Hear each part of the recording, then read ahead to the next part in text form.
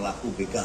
Ya, kemarin sudah ditangkap 2 pelaku begal, ditangkap sana dan dilakukan upaya paksa, ditembak di kaki karena pelaku tersebut mampu melarikan diri dan membahayakan jiwa orang lain. Nah, itu upaya paksanya adalah dengan upaya keras. Namun sempat terukur, ada aturannya. Jadi tidak sembarangan anggota kami melakukan penembakan, tapi semua diatur dengan aturan SOP yang melakukan. Kalau begal tetap kita upaya paksa yang keras. Langkah yang akan dilakukan dalam menciptakan situasi aman dalam terkait dengan geng motor. Yang pertama tentunya di malam minggu yang disampaikan tadi, kita menambah kekuatan pasukan kita, baik dari Sabara dan Brimob, untuk mencegah terjadinya arak-arakan dari geng motor. Kedua, kita juga melibatkan intelijen dan reserse untuk menemukan tempat-tempat persembunyian ataupun keberadaan dari geng motor tersebut. Sehingga kita bisa ada upaya pencegahan dan tindakan-tindakan yang lebih cepat di lapangan. Yang ketiga terkait dengan adik-adik kita yang masih berumur, ya, tentunya dia masih bersekolah.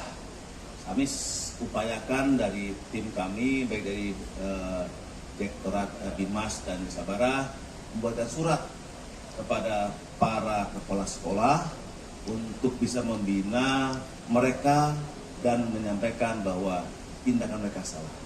Jadi kita akan berkoordinasi dengan sekolah, ya, membuat surat kepada sekolah bahwa si A, si B, si C di sekolah sini untuk dilakukan pembinaan baik di rumah maupun di sekolah untuk mencegah terjadinya mereka ikut kembali ke dalam gerombolan tersebut. Melakukan penegakan hukum yang melakukan tembak di tempat itu sesuai aturan. Jadi kita dilakukan penembak massa geng motor yang melakukan apa-apa kita tembak, ya. Tidaklah, ya. Bagi pelaku-pelaku kejahatan, ya, berintensitas membahayakan petugas, ya, itu kita lakukan upaya paksa. Tapi kalau dengan geng motor, kalau anak-anak itu kan dilakukan penegakan hukum secara baik, humanis, tetapi bisa menekan terhadap kegiatan mereka. Contohnya, kami akan mencari lokasi-lokasi tempat mereka berkumpul, melakukan tindakan persuasif dulu, lakukan upaya-upaya kegiatan terhadap mereka di lapangan. Ya. Kalau dia menggunakan senjata tajam, maka dia terapkan undang-undang darurat dan ancaman hukumannya di atas 5 tahun. Ditahan. Tetapi kalau dia di bawah umur, kita gunakan undang-undang perlindungan anak. Nah, jadi berbagai macam upaya kita lakukan. Tentunya ini semua tadi sudah diskusi dengan para Kapolres dan para Dir untuk bisa memastikan kita akan menanggulangi peredaran ataupun kegiatan geng motor dengan humanis dan tegas. Ya.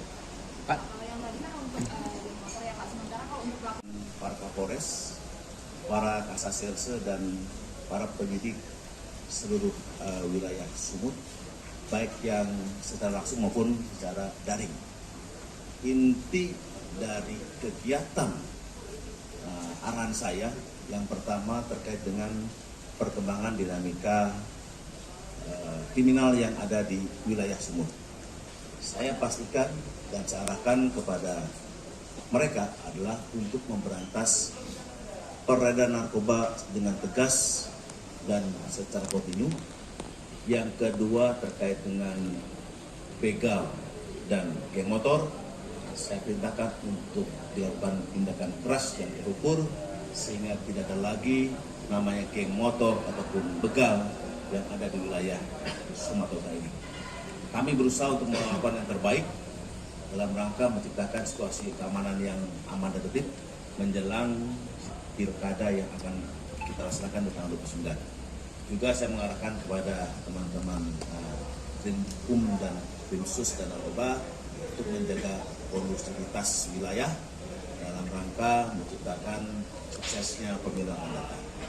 Nah, sekalian juga saya menyampaikan kepada teman-teman dari seluruh reserse untuk melaksanakan tugas reserse secara baik sesuai dengan aturan hukum yang berlaku dan tentunya untuk menciptakan kepastian hukum bagi masyarakat dan penegakan hukum yang berkeadilan kepada masyarakat. Demikian. Saya kumpulkan para Kasasirse dan Kapolres memetakan di mana lokasi mereka berkumpul. Jadi bukan mereka jalan dulu baru tertangkap, tapi kita petakan di mana mereka berkumpul. Makanya ini kita siapkan mereka untuk dipetakan. Kalau mereka kurang pasukan, kita ada pasukan lagi. Kadang-kadang di suatu polres kurang pasukan, kita dukung dengan anggota kita itu. Jadi kita berusaha untuk bisa mengurangi, bahkan bisa menghilangkan ada geng motor. Karena geng motor itu bisa tikah, bahkan mengarah pada perbuatan pidana. Seperti dia membawa sajam ke jalan raya, itu sudah pidana darurat. Makanya saya bilang, saya sebetulkan mereka jadi satu persepsi. Kadang-kadang orang ini berkumpulnya di wilayah Polres mana, Belawan, tapi datangnya ke wilayah Polres Tabes. Karena harus dikoordinasikan, ya, supaya mereka tidak ditangkap sebelum mereka jatuh. Nah, itu yang kita akan petakan di sini supaya kita bisa mematahkan, memastikan bahwa mereka nggak akan lagi beredar ataupun membawa senjata tajam di wilayah jalan raya. Ya. Bapak, pada jajaran ada penekanan Pak? Ya mulai sekarang dan seterusnya. Itu tidak ada lagi waktunya, sekarang dan seterusnya. Setelah saya arahkan langsung kita gerak. Ya. Waktu sampai kapan? Seterusnya sampai rasa aman itu ada di masyarakat.